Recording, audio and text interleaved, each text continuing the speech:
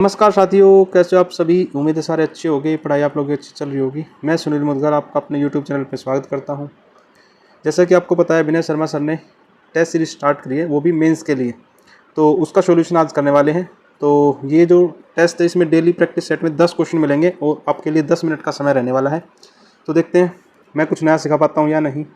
तो आज के जो सेट का पहला क्वेश्चन है, पहला ही क्वेश्चन सिंप्लीफिकेशन का है और इसमें इसने कहा है, सोल्व कर लेते हैं। देखो 12 गुना 12 144 होगा, 144 से 144 कट जाएगा तो 1 बचेगा।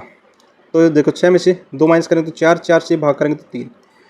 ठीक है, तो 1 बचेगा जी 103 माइनस में ब्रैकेट स्टार्ट 1 प्लस में 8 प्लस में 10। ठीक है, आप कहोगे जी ठीक है।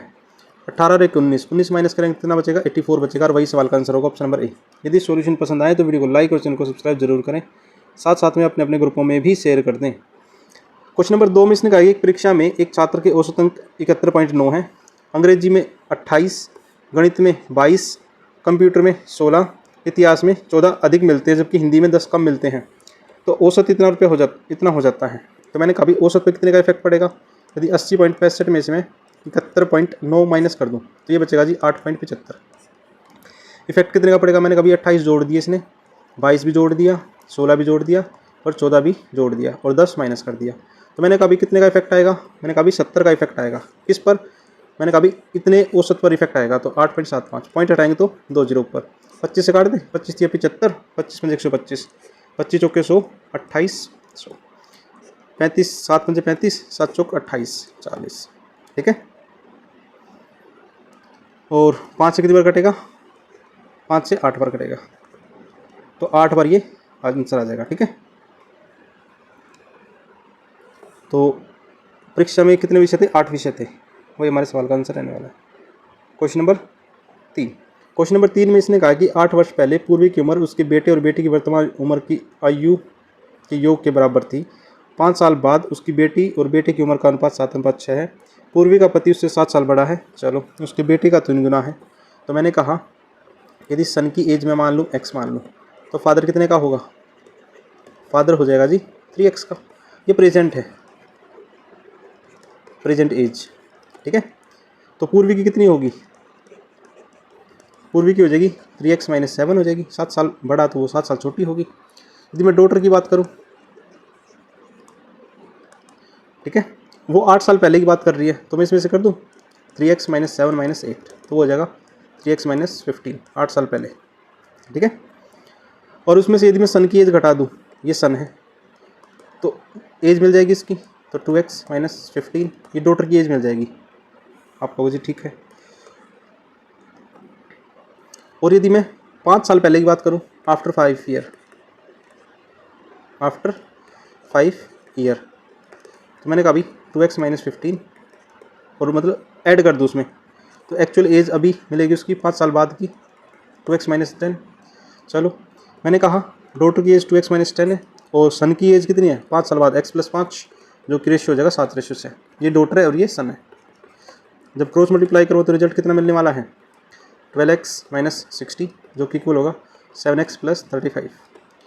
5x = 95 और x की वैल्यू कितनी मिलेगी, 19। तो बेटी की वर्तमान आयु, तो बेटी की वर्तमान आयु कितनी होगी, मैंने कहा भाई 2x - 15, मतलब 2 × 19 - 15, तो 23 साल की लड़की है। ऑप्शन नंबर ए ठीक रहने वाला है। ठीक है, उम्मीद आपको समझ में आ गया होगा। क्वेश्चन नंबर 4, क्वेश्चन नंबर 4 में किसी संख्या को क्रमिक रूप से 2 3 5 से भाग दिया जाए तो 1 2 3 बचते हैं और भागफल 1 बचता है। तो सक्सेसिव लगा देते हैं। तो मैंने कहा भाई 2 से भाग करें, 3 से और 5 से, तो रिमेन फाइनल क्वेश्चन 1 है, तो ये 1 2 और 3 होगा। तो 5 की 1 से मल्टीप्लाई करो, 3 ऐड कर दो, 8 हो जाएगा। 8 से 24 और 2 26, 26 दिन 52 53। अब जो लास्ट नंबर है इसको यदि मैं 13 से भाग करूँ तो रिमाइंडर कितना बचेगा, रिमाइंडर बचेगा जी 1, और ऑप्शन नंबर डी ठीक रहने वाला है। क्वेश्चन नंबर 5 में इसने कहा कि पी क्यू आर अलग अलग काम करते हैं, 36 48 और 144 दिनों में पूरा करते हैं। पी क्यू आर काम करना शुरू करते हैं और पी 12 दिन पहले काम छोड़ देता है, क्यू 8 दिन पहले छोड़ देता है, आर अंत तक लगा रहता है। तो कुल दिनों की संख्या, मैंने कहा अभी 3 व्यक्ति थे हमारे पास, पी क्यू आर, ये 36 दिनों में, ये 48 दिनों में और 144 दिनों में। टोटल वर्क की बात करते हैं 144 होता, और 36 से भाग करूँ तो 4 3 और 1, मैंने कहा 144 काम तो था ही था, यदि पी ना छोड़ता तो पी से एक्स्ट्रा काम करवा ले। मैंने कभी 12 दिन काम करना पड़ता 4 एफिशिएंसी के हिसाब से पी को एक्स्ट्रा। यदि मैं क्यू से और एक्स्ट्रा करवा लेता तो आप कहते थे 3 एफिशिएंसी के हिसाब से 8 दिन और करना पड़ता। और ये सारा काम किया किसने भाई, आर तो लगा ही हुआ था, पी और क्यू और एक्स्ट्रा लग रहे हैं, तो 4 3 7 8 टोटल सम 216 होगा। और 8 से डिवाइड करेंगे तो कितनी बार जाएगा, 27 बार। इसका मतलब कुल काम 27 दिनों में पूरा हो जाएगा। Question number 6। क्वेश्चन नंबर 6 में कहा कि 10 5/9, तो 10 को कह सकता हूँ जी साइन अपॉन में कोस थीटा, तो कितना होगा 5/9, मतलब साइन की वैल्यू 5 है, कोस की वैल्यू 9, तो 18 गुना में 5 माइनस 7 गुना 9, और नीचे 9 गुना 5 प्लस में 11 गुना 9, तो ऊपर तो कितना होगा 90 माइनस 63, जिसको लिख सकते हैं 27, और नीचे 45 प्लस 99, नीचे रहेगा 144। 9 से काटेंगे तो 3 बार, 9 से काटेंगे तो 16 बार, 3/16। और ऑप्शन नंबर कुछ नहीं लगा रहे तो सी को लगा देता हूँ, option number 3/16, option number C ठीक हो जाएगा यहाँ पे। Question number 7। क्वेश्चन नंबर 7 में इसने कहा कि 20 किलो चीनी 45 के भाव से 25/50 के हिसाब से 35/40 के हिसाब से और अन्य पर 450 रुपये खर्च करता है और 52.50 रुपये में बेच देता है। मैंने कहा भाई 20 किलो चीनी 45 के भाव से खरीदेगा तो 900 रुपये की, 25 किलो चीनी 50 के हिसाब से खरीदेगा तो 1250 की, 35 किलो चीनी 40 के भाव से खरीदेगा तो 1400 के हिसाब की। ये हमारा सीपी है, और 900 3550 की, ठीक है। प्लस 450 रुपये इसने और खर्चा किया है, तो 0 0 9 और 1 10, मतलब 4000 रुपये में इसने खरीदी है। कितनी चीज़ खरीदी है, मैंने कहा भाई 80 किलो, 80 किलो इतने में खरीदी है, तो 1 किलो का प्राइस कितना होगा आपका, होगा जी 50 रुपये पर किलोग्राम। ये हमारा सीपी है। एसपी की बात करें तो 52.50, तो कितने का फ़ायदा हो गया, फ़ायदे की बात करेंगे तो फ़ायदा हो गया 2.5 का। मैंने कभी 2.5 का फ़ायदा हुआ किसके ऊपर, 50 के ऊपर, और मल्टीप्लाई 100, 50 में 50, 50 दूनी 100, तो आप कह सकते हो जी 5% का इसको फ़ायदा हो जाएगा। ऑप्शन नंबर ए ठीक होने वाला है यहाँ पे। Question number 8। क्वेश्चन नंबर 8 में इसने कहा है शीतल जल में एक नाव 25 किलोमीटर प्रति घंटे की गति से चलती है। यदि शीतल जल में नाव की निश्चित दूरी तय करने में धारा के द्वारा अनुकूल समान समय में। Question number 8। शीतल जल में एक नाव की गति 25 किलोमीटर प्रति घंटा है। शीतल जल में एक निश्चित दूरी तय करने में उसे धारा के अनुकूल समान दूरी तय करने की तुलना में 33.3% अधिक समय लगता है, तो नाव धारा के अनुकूल 75 किलोमीटर जाने में कितना समय लेगी। तो मैंने कहा एक्स माध्यम speed of vote in still water आपका होगा जी 25 है, ठीक है।